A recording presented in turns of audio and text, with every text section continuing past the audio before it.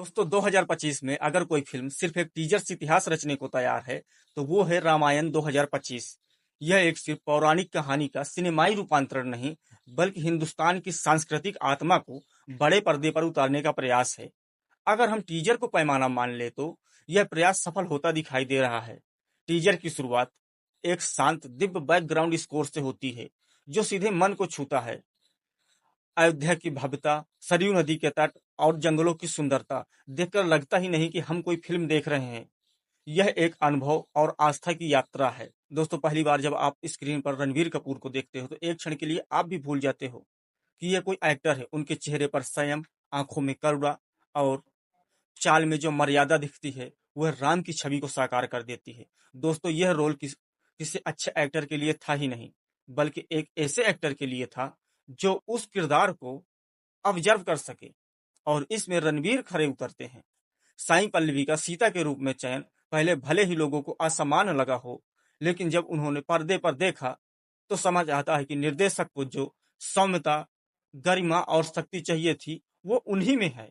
उनका लुक, उनकी आंखों की गहराई सीधा देवत्व की ओर इशारा करता है। दोस्तों टीजर में सबसे ज्यादा सरप्राइज करने वाला हिस्सा है एस का रावण अवतार। उनकी कुछ सेकंड की झलक में ही एक डार्क, रॉयल और इंटेलिजेंट विलन की झलक मिल जाती है।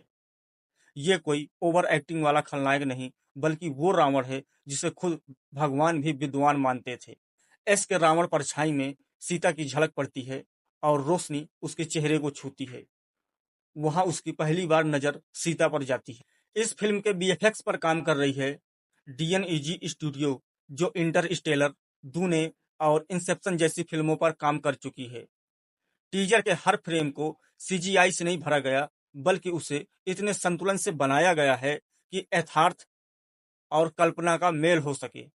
आदि पुरुष से तुलना करना गलत होगा। रामायण 2025 ने उस गलती को सुधार दिया है। एक्टर हैं नितेश तिवारी और बैकग्राउंड म्यूजिक दिया है हंस जिमर ने। गाने हैं AR रहमान के और बोल हैं कुमार विश्वास के। फिल्म में दिगंबर आया है, यानी ये फिल्म किसी धर्म के लिए नहीं बल्कि राम के सत्य के लिए है।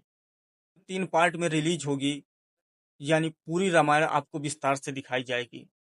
प्रोडक्शन बजट 600 करोड़ प्लस का है।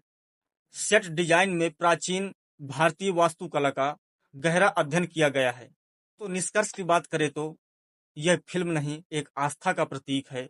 रामायण 2025 हमें दिखाता है कि भारतीय सिनेमा सिर्फ अब कहानी सुनाने के लिए नहीं बना, यह अब संस्कृति को पुनः जागृत करने का माध्यम बन चुका है।